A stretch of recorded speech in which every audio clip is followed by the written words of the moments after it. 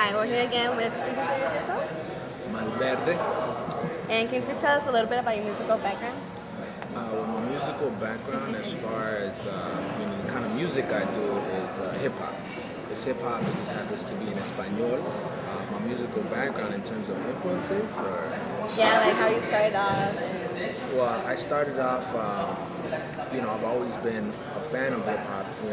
And growing up in a Mexican household, you have the traditional Mexican music, the mariachi, the salsa, cumbias, so I always grew kind of like with both those worlds, so I always had, my roots in my Spanish culture, but also just a hip hop head. So, as I got into music, I met my producer, Brett Bolden, who was very influential in Cypress Hill, the whole launch of the Cypress Hill project, Fontubia, it's just that whole Soul Assassin situation. So I linked up with them about 10 years ago, and from then just started developing the sound that we got to at this point. Yeah, oh, okay. In your own words, can you please explain what your music is all about?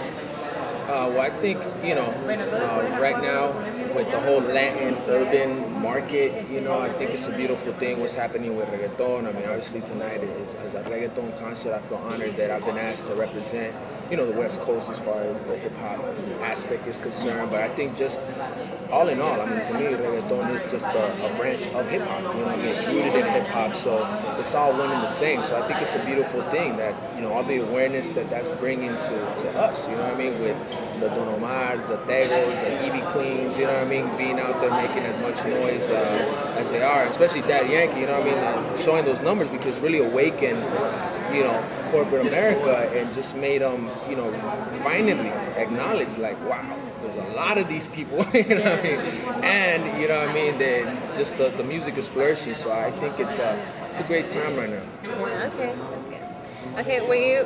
Okay, no, hold on. I'm nervous. Who were some of your musical idols, and when did you first fall in love with the idea of becoming a musical artist?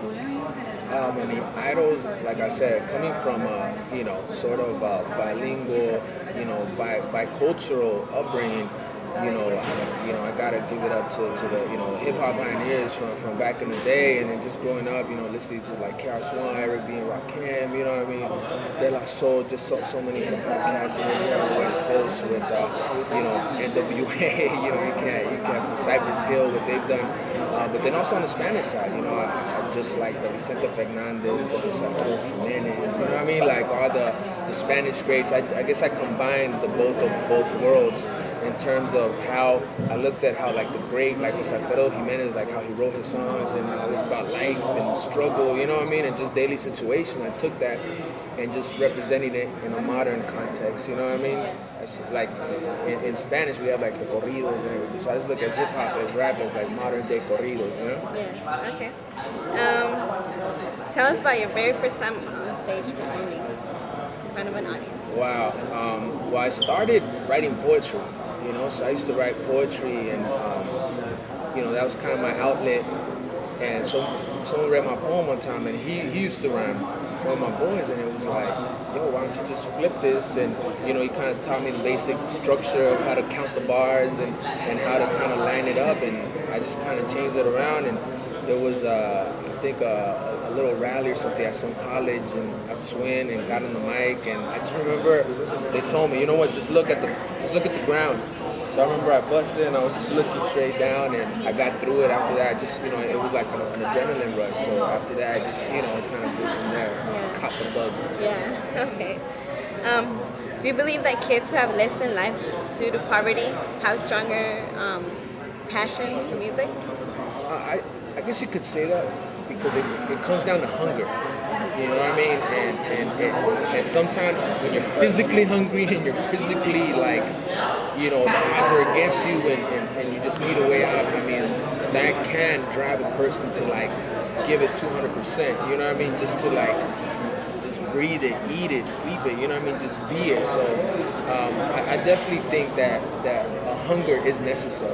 You know what I mean? There's a lot of people in lower economic situations that don't have that hunger, and some people that might have everything they could possibly need, and a good upbringing and everything they could possibly want, they could be hungry. You know what I mean? So it just comes down to like an internal hunger. But I do think, like in my case, yeah, my mother was brought to this country at the age of 14 to pick grapes, from Mexico. So she never had the opportunity for education. She struggled, out in the sun, for me to get a better education and have better things in life. So as far as that concerned, that did give me a hunger and a fire that has brought me to where I'm at right now, Yeah, okay. Please explain why your fans are very important.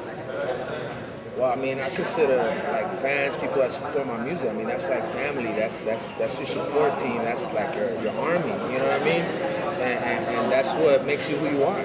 So to me, if I can write a song that someone can relate to and it can stimulate thought and maybe help them through something, or just put them in a different state of mind, then I think that's a beautiful thing. And when you have that connection with people where you're kind of like the voice, I think it's a special bond. There's not too many words you can describe that with, except that it's just like nothing you've ever felt before, being on stage and having thousands of people just listening to you and just being with you, So I gotta say, I mean, that's your family, Yeah. Okay. Where do you see yourself in 5 years from now? In 5 years, I hope that everything we set out to do right now, we're looking back on it and we see that we've taken those first steps, like as an artist to be successful. I think that's what everyone wants, but most importantly that our people out there really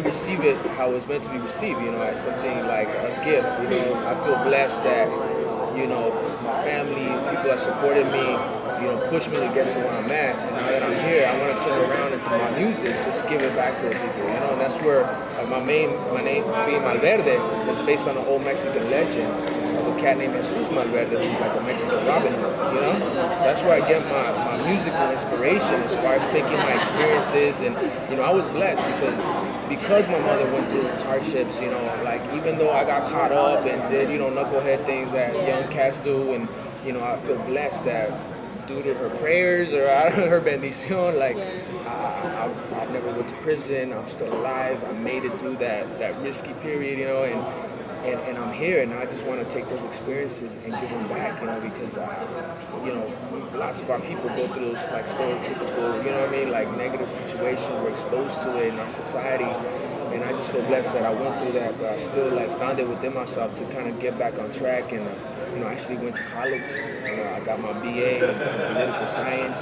So I have my education, and I just feel I have so much to give back in terms of what helped me get through it. And that's what I put in my music. Oh, okay. Well, that's it for the interview. Thank you. Thank you.